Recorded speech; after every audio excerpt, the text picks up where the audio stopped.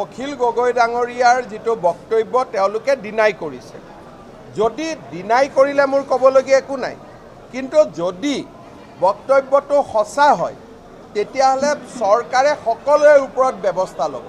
কিন্তু তেওঁলোকে যিহেতু এটা ডিনাই কৰিছে যে মই কোৱা নাই বুলি কৈছে, গতিকে তেতিয়া আৰু ইছ্যুটো বঢ়াই লাভ নাই। কিন্তু যদি কয় যে মই কৈছোঁ, আমি তৎকালীনভাৱে একশ্যন ল'ম। অখিল গগৈ ডাঙৰীয়াৰ যিটো বক্তব্য তেওঁলোকে ডিনাই কৰিছে।